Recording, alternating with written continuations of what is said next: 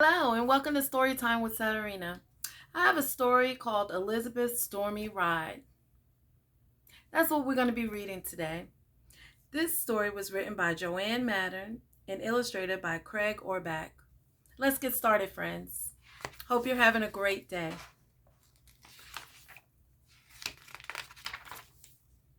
Thunder crashed, lightning flashed.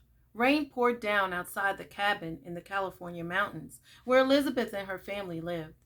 Mama laid on the bed, her face white with pain. Elizabeth's father had gone hunting. He would not be back for a week. Now the baby was coming, almost a month early. Elizabeth was only 11 years old. What could she do?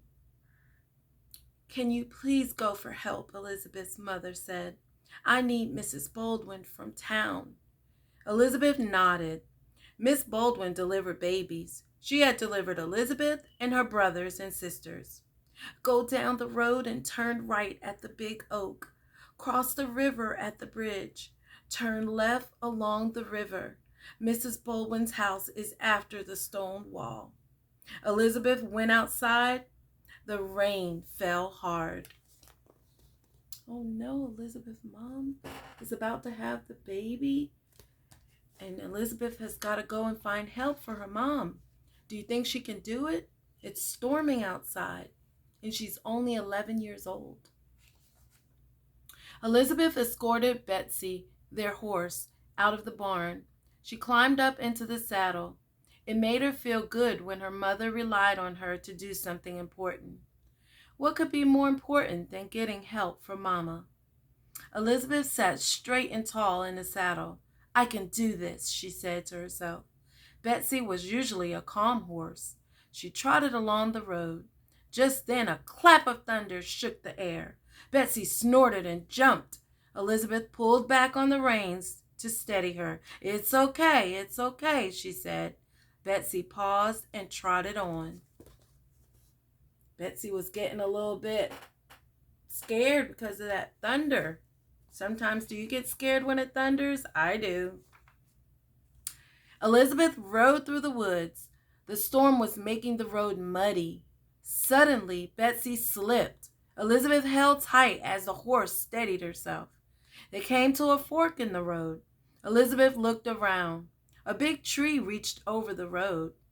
Mama said I should turn right at the big tree, she thought. Elizabeth guided Betsy to the right. Soon they came to the bridge. "Oh no," Elizabeth cried. The rain had swelled the river and flooded the bridge. Betsy stopped. Elizabeth shivered with fear. Would the water wash her away? Then she shook her head. "I must be brave because Mama needs me." She slapped the reins gently on Betsy's neck. "Let's go, Betsy," she said. Elizabeth is determined to go get the doctor for her mom. So she's not going to let the swelled water stop her. Betsy stepped forward. "She trusts me," Elizabeth said with pride. She held on tight. The rough water washed over Betsy's feet and splashed onto Elizabeth's long skirt. The wind blew hard against them. It seemed to take forever, but finally they crossed the bridge. "Good girl," Elizabeth said. She patted Betsy's neck, but it was getting dark and she began to worry. Suddenly, Elizabeth stopped the horse. Another road crossed the one she was on. Which way would take her to the town? Elizabeth remembered her mother's words. She said to turn left and ride along the river. That is what Elizabeth and Betsy did. It was getting harder to see in the dark. Finally, she saw the stone wall, so she knew this was the right road. Thank goodness. So glad she found the right road and listened to her mom's directions. Do you follow directions? Suddenly, Betsy tripped. She recovered, then planted all four hoofs firmly on the ground. The horse would not go any further. "Come on, Betsy," Elizabeth cried. She shook the reins. "We're almost there. Let's go." But the horse stood still. Elizabeth slid off the horse's back. She carefully lifted Betsy's right foot and felt along the bottom of the hoof. Sure enough, there was a stone stuck in there. Elizabeth curled her fingers around the stone and pulled it. The stone popped out. Back in the saddle, Elizabeth slapped the reins and Betsy trotted on. Soon they could see houses ahead of them. They were almost there.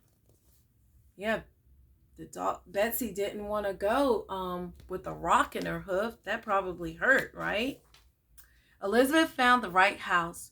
She tied Betsy to the fence and ran to the door. She knocked loudly. "Miss Baldwin," she cried, "come quickly." A middle-aged woman opened the door. "What's wrong?" she asked. "The baby is coming early. My mother needs you right away." Miss Baldwin quickly got her horse, and Elizabeth led the way back to the mountain cabin. Mrs. Baldwin ran inside while Elizabeth and her brother John took Betsy to the barn.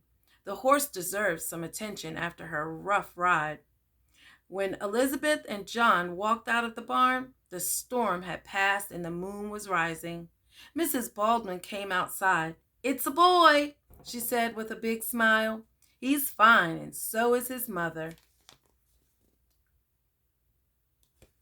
It's a boy, so Elizabeth has another brother. Miss Baldwin put her hand on Elizabeth's shoulder. "You're worthy of a great praise," she said. "You did a brave thing today."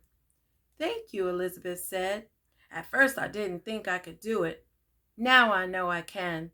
Mama and Papa can always count on me." The end. Wasn't that a great story?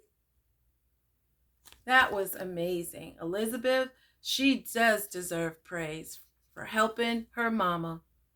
I hope you, boys and girls, help your mama and dads and family. Have a great day. Bye. See you next time.